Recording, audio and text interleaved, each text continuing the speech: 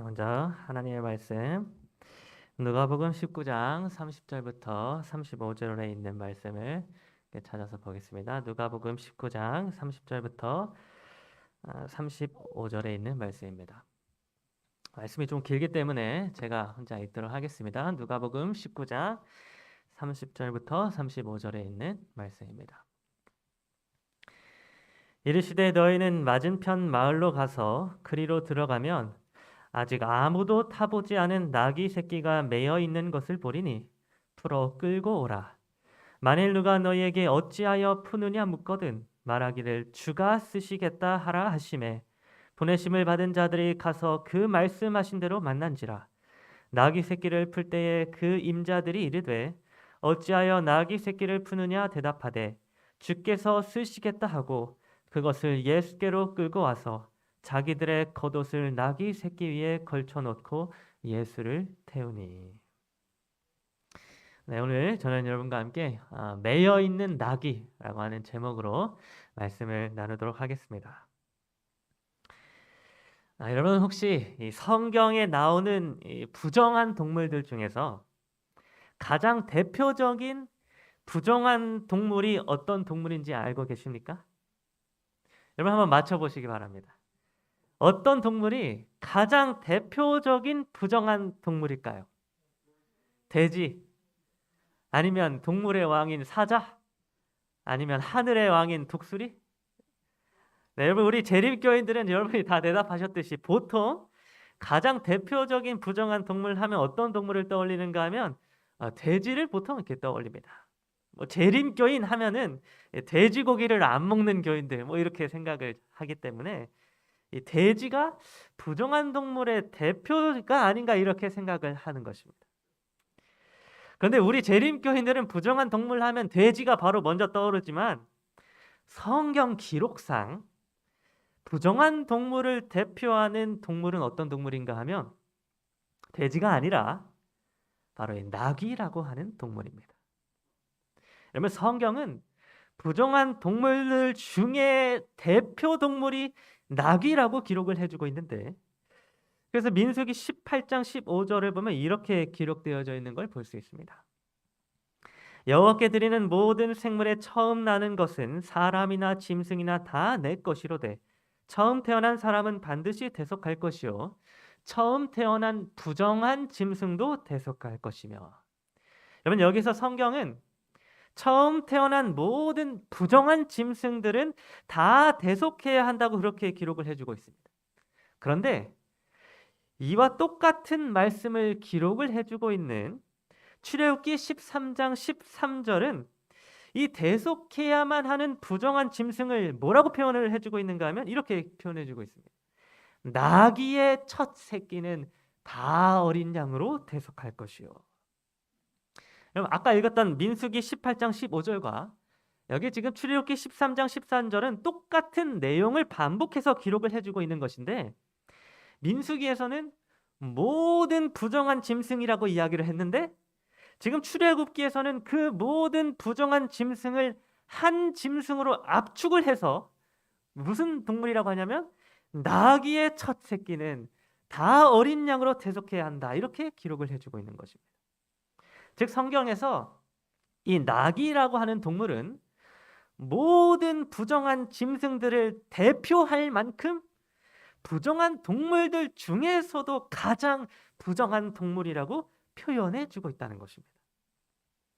여러분 이렇게 나귀라고 하는 동물은 성경에서 가장 대표적인 그런 부정한 동물로 사용이 되어졌습니다. 그런데 이렇게 부정한 동물인 나귀가 오늘 본문의 말씀인 누가복음 19장 30절부터 35절에 등장을 하게 되었는데 이때 이 나귀는 새끼 나귀였다고 본문은 기록을 해주고 있습니다.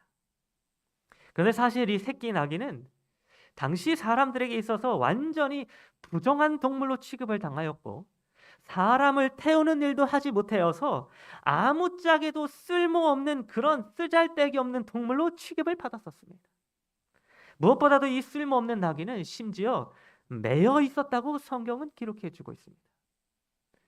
하나님께 부정한 동물이어서 식용으로 먹을 수도 없었고 아직 새끼여서 사람이 등에 탈 수도 없었으며 심지어 줄에 매여 있어서 자기 스스로는 어딘가를 갈 수도 없고 그냥 그 줄에 매달려서 살아야만 하는 이 매여 있는 나귀가 있었다고 지금 성경은 기록해 주고 있는 것입니다. 그런데 여러분은 혹시 이 매여 있는 나귀처럼 이 세상을 살다가 어떤 무언가에 매여 본 적이 있으십니까? 제가 한 번은 이 초등학생들 또 중학생들에게 이렇게 공부를 제가 가르친 적이 있었습니다. 그래서 제가 그 학생들의 이렇게 공부를 가르치면서 가장 놀라게 됐던 것이 무엇이었는가 하면 바로 이 학생들이 요즘 학생들이 완전히 핸드폰에 매여서 살아가고 있었다는 것입니다. 제가 학생들을 이렇게 관찰을 해보니까 이 학생들은 틈만 나면 이 핸드폰을 하면서 이 핸드폰에 매여서 살아가는데 그중에 뭘 그렇게 많이 하는가 하면 유튜브를 그렇게 많이 보는 것을 제가 보게 되었습니다. 학생들이 그 유튜브 동영상에 빠져가지고 거기서 도저히 헤어나오지를 못하고 있는 것입니다. 그런데 그 생각을 해보면 학생들뿐만이 아니라 오늘날 세상의 많은 사람들은 항상 무언가에 매여서 살아가고 있다는 것을 생각해 볼 수 있습니다. 어떤 사람들은 나이가 들어도 여전히 핸드폰에 매여서 살아가고 또 어떤 이들은 빚더미에 쌓여서 그 빚을 갚으면서 그 빚에 매여서 살아가기도 하는 것입니다. 또 어떤 이들은 남편 혹은 아내에게 매여서 살아가기도 하며 또 어떤 이들은 술과 담배에 그렇게 매여가지고 살아가기도 하는 것입니다. 제가 군대에 있었을 때에 제 동기 중에 나이가 좀 많은 형이 한 명이 있었습니다. 근데 이 형은 평소에 담배를 아주 많이 피는 그런 형이었습니다. 그런데 어느 날 이 형이 기침을 막 계속 하는 것입니다. 아침부터 저녁까지 계속 기침을 많이 해가지고 자기가 그 기침을 하는 게 굉장히 걱정이 되었는지 한 번에 이제 밖으로 나가서 군대 밖으로 나가서 사회 병원을 찾아가게 되었습니다. 여러분 군대 안에 있는 병원은 뭐 팔이 부러져도 다리가 부러져도 다 똑같은 약을 주기 때문에 군대 안에 있는 병원을 안 가고 좋은 병원 사회 밖으로 병원을 나간 것입니다. 그런데 그 병원에 가서 이 형이 진단을 받아보았더니 천식에 걸렸다고 하면서 의사가 뭐라고 말했냐면 만약 당신이 계속 똑같이 이렇게 담배를 피게 되면 반드시 10년 안에 죽게 될 것입니다 라고 하는 진단을 그 형이 받았다고 합니다. 그래서 이 형이 담배를 계속 피면 10년 안에 반드시 죽게 될 것이라고 하는 그 의사의 진단을 받고서는 엄청난 충격을 받고는 다시 부대로 복귀를 하게 되었습니다. 그래서 그렇게 부대에 복귀한 형이 저희 동기들을 이렇게 다 부르더니 저희 동기들한테 뭐라고 이야기를 하는가 하면 내가 앞으로는 다시는 담배를 피지 않겠다라고 이렇게 다짐을 하면서 만약에 내가 담배를 피면 내 손에 장을 지지겠다라고 이렇게 선언을 하였습니다. 그러면서 혹시라도 자기가 담배를 피게 되면 너희 동기들에게 PX에 가서 군대 마트에 가서 맛있는 과자 먹을 것들을 다 사주겠다 이렇게 저희 앞에서 선언을 하는 것입니다. 여러분 이렇게 금연을 결심하고 자기 손에 장을 지지겠다고까지 선언했던 이 형이 과연 금연에 성공을 했을까요? 정말 놀랍게도 담배를 피면 자기 손에 장을 지지겠다고까지 선언을 했던 이 형은 정말 거짓말 하나 안 하고 딱 하루가 지난 바로 그 다음날 어디 구석에서 몰래 담배를 피다가 저희에게 그 모습을 들키게 되었습니다. 담배를 피면 10년 안에 죽을 것이라고 선고를 받은 사람이 일주일도 못 가서 단 하루 만에 다시 담배를 피게 되었던 것입니다. 여러분 결국 이 형은 자기 손에 장을 지지지는 않았지만 담배 피는 것을 들킨 그날 저희를 다 PX를 데리고 가서 맛있는 것을 다 사주게 되었습니다. 여러분 이처럼 우리가 무언가에 매여 있다고 하는 것은 너무나도 무서운 일입니다.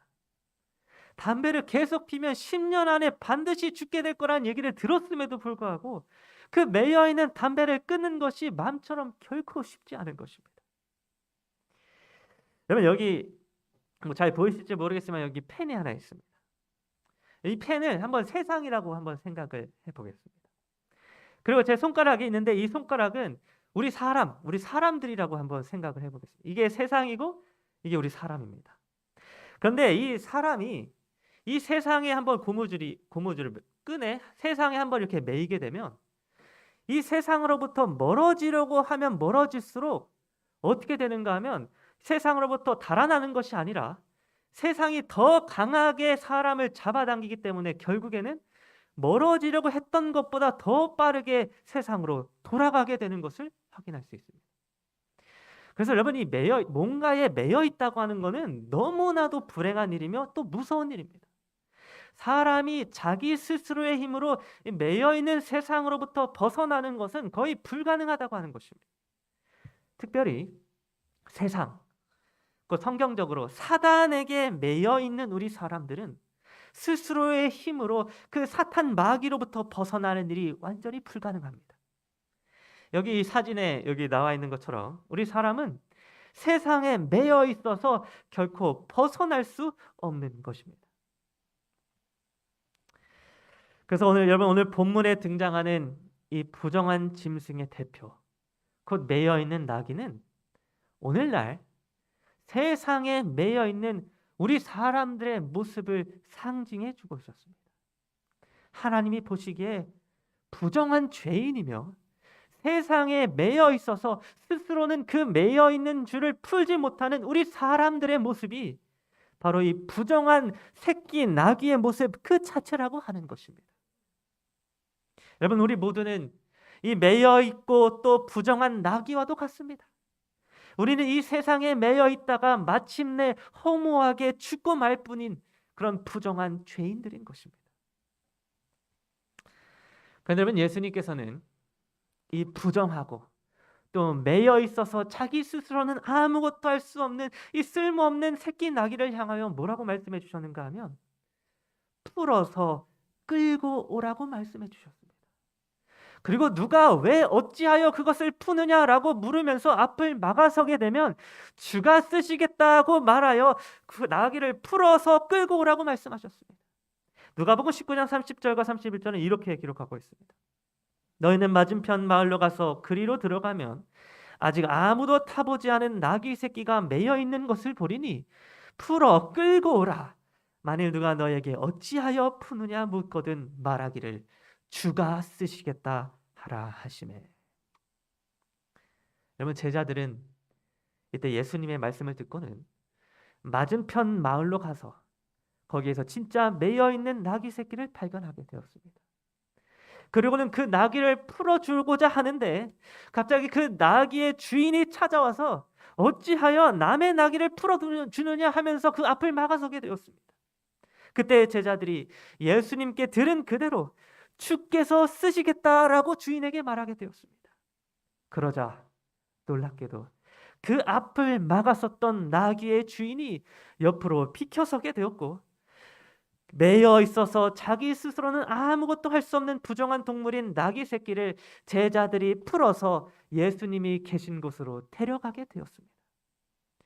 묶여 있었고 또 매여 있어서 스스로의 힘으로는 도저히 벗어날 수 없을 것 같았던 이 매여 있는 부정한 나귀가 주가 쓰시겠다고 하셨을 때에, 주님이 부르셨을 때에 그 즉시로 매여 있던 곳에서부터 풀려나게 되었던 것입니다. 오늘날 세상에 매여 있는 사람들은, 사탄 마귀에게 매여 있는 사람들은 결코 스스로의 힘으로 그 매여 있는 것을 풀 수가 없습니다. 그러나 유일하게 세상에 매여 있는 사람들을 풀어주실 수 있는 분이 계신데 그분은 바로 예수님이셨습니다. 매여 있는 나귀를 풀어주신 그 예수님만이 세상 가운데에 매여 있는 우리들을 풀어주실 수 있는 것입니다. 진리가 너희를 자유케 하리라 라고 하는 성경의 말씀과 같이 진리 되신 예수님만이 매여 있는 우리들을 자유케 하실 수 있는 것입니다.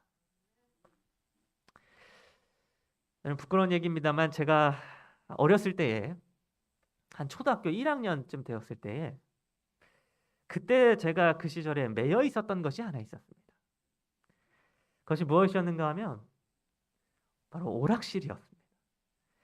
제가 그때 한창 이 오락실에 빠져가지고 오락실에 가는 거를 되게 즐거워하였던 것입니다.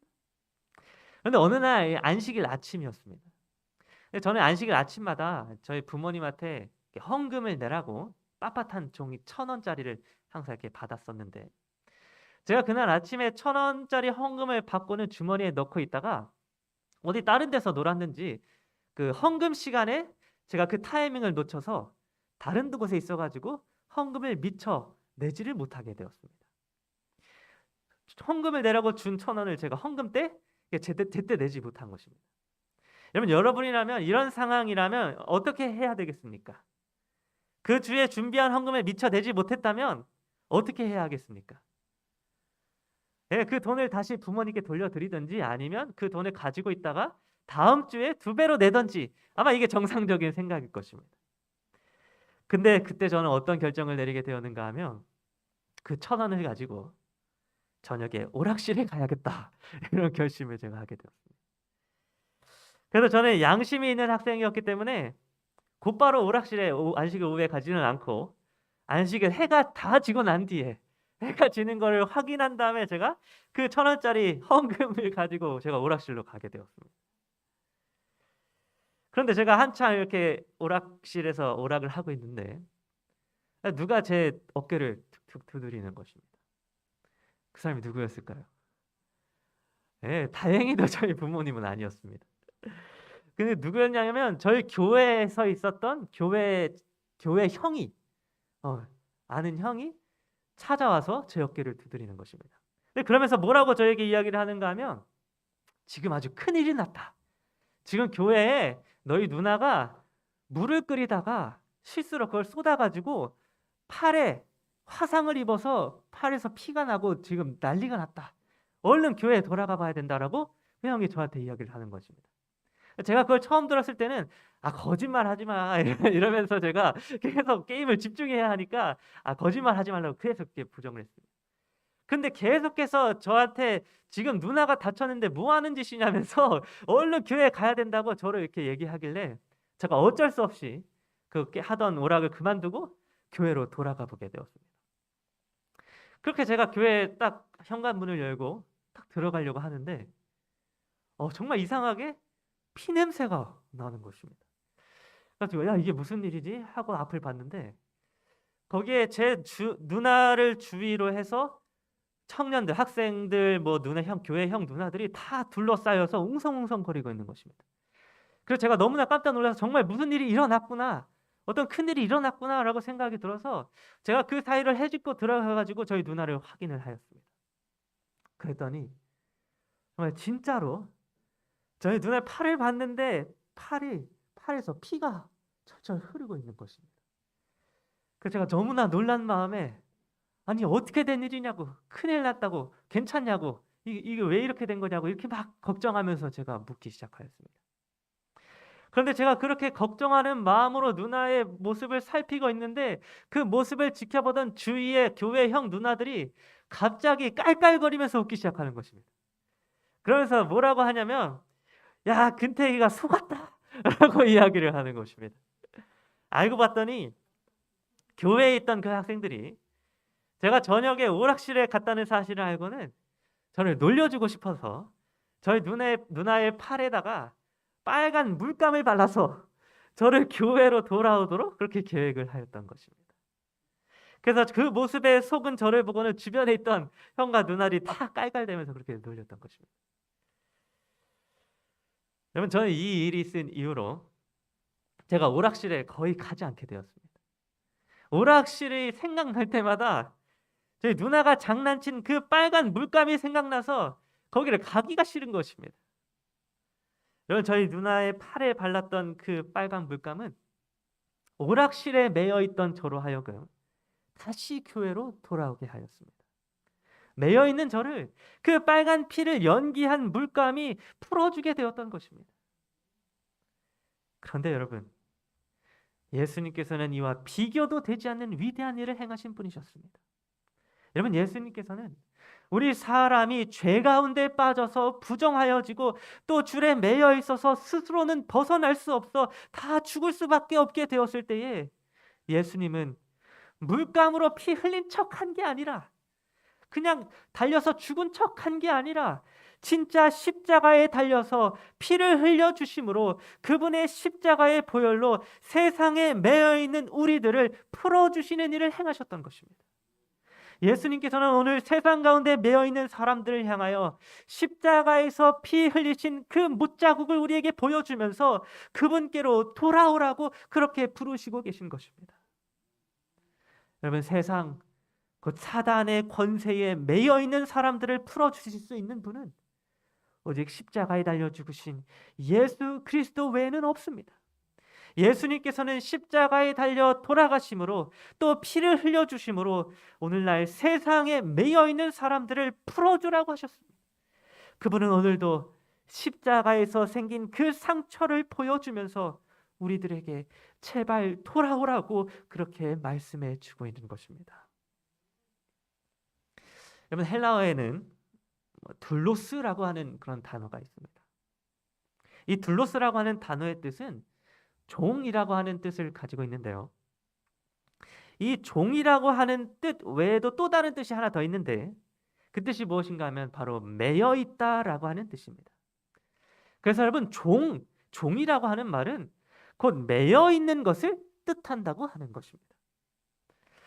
그러므로 오늘 본문 말씀 누가복음 19장 30절에 나왔던 그 매여 있는 나귀는 그 매여 있는 것으로부터의 종됨을 의미해 주고 있습니다. 세상에 매여 있던 나귀는 세상의 종이었음을 말해주고 있는 것이며 세상에 매여 있는 우리들의 모습은 바로 세상의 종, 그 사단의 종이라고 하는 사실을 의미해주고 있다는 것입니다. 즉 우리가 세상에 매여 있다면 우리는 세상의 종이라고 하는 것을 의미해 준다는 것입니다. 그런데 여러분, 성경은 세상에서 우리 사람이 두 종류의 종이 될 수 있다고 말씀해 주고 있었습니다.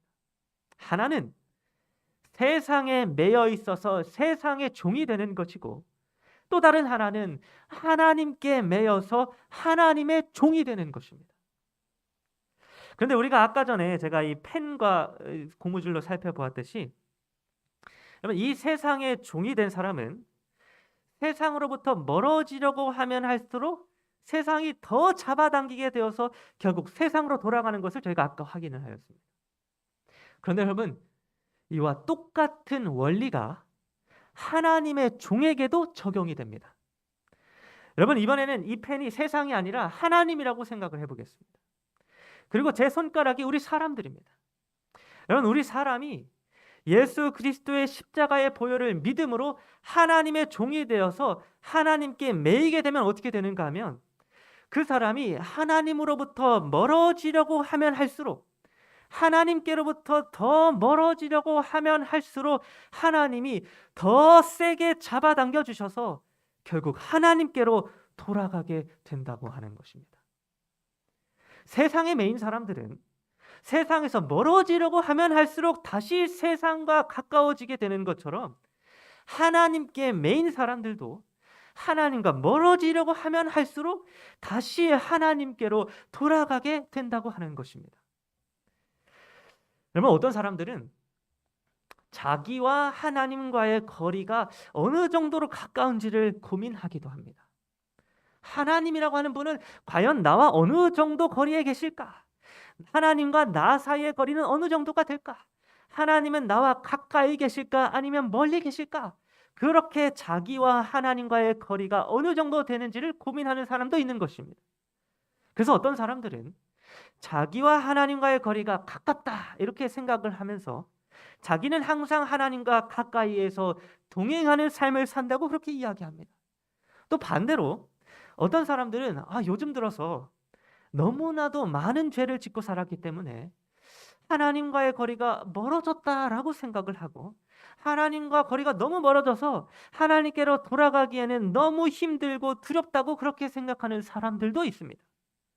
그래서 스스로를 자책하고 자기가 하나님과 너무나도 멀어졌다 이렇게 생각을 하는 것입니다.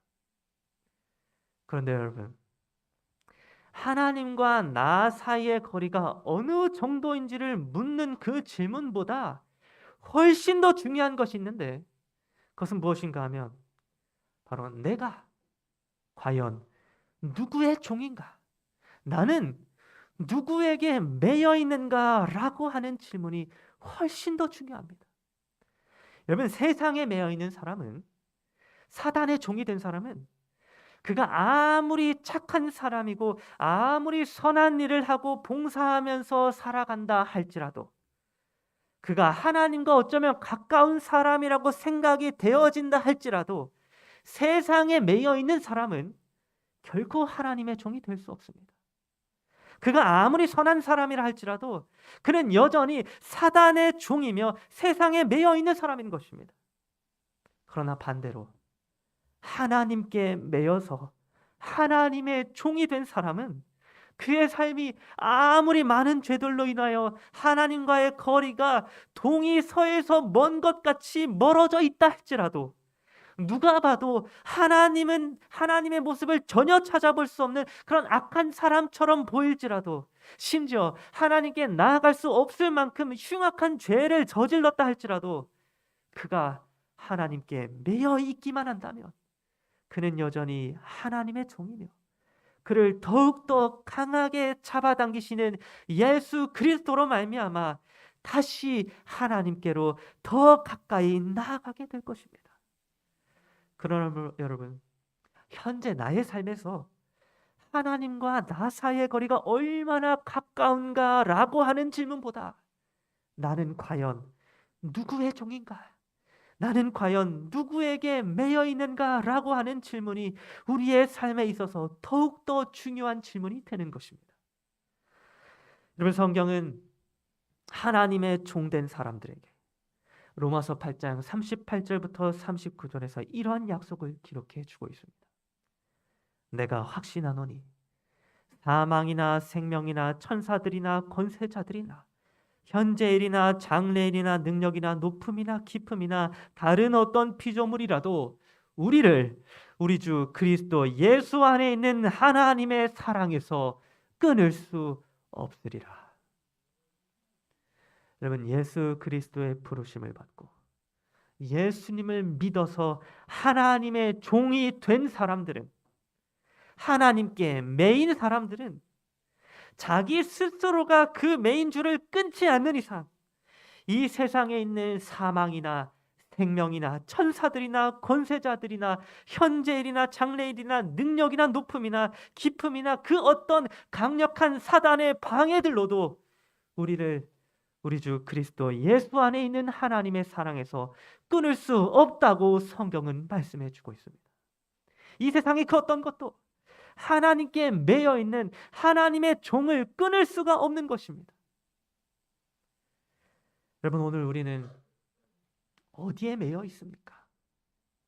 세상에 매여 있습니까? 아니면 예수 그리스도를 믿어서 하나님께 매여 있습니까? 여러분, 예수님은 세상에 매여 있는 나귀를 향하여 이렇게 말씀하셨습니다. 풀어서 끌고 오라. 누가 뭐라고 하면 주가 쓰시겠다 하라. 여러분, 예수님은 부정하고 또 세상에 매여 있어서 죽어가는 쓸모없는 우리들을 향하여 뭐라고 말씀해 주셨는가 하면 주가 쓰시겠다고 하시면서 십자가의 보혈로 우리를 불러주시고 계신 것입니다. 오늘 우리 모두가 하나님과의 거리가 어떠한지와는 상관없이, 또 세상과의 거리가 어떠한지와는 상관없이 하나님께 매여 있는 자들이 되기를 간절히 바랍니다. 우리가 세상의 종이 아닌 하나님의 종으로서 이 세상을 살아가게 되기를 간절히 바랍니다. 이르시되 너희는 맞은편 마을로 가라. 그리로 들어가면 아직 아무도 타보지 않은 나귀 새끼가 매여 있는 것을 보리니 풀어서 끌고 오라. 만일 누가 너에게 어찌하여 푸느냐 묻거든 말하기를 주가 쓰시겠다 하라 하시매. 오늘 우리 장구함교회 성도님들 모두가 매여 있는 나귀를 풀어주신 그 예수님께서 오늘 우리들 또한 세상으로부터 풀어주시고 하나님의 종된 사람으로 살아갈 수 있도록 우리를 언제나 부르시고 계신다는 그 사실을 기억하게 되기를 간절히 바라면서 오늘 말씀을 마치도록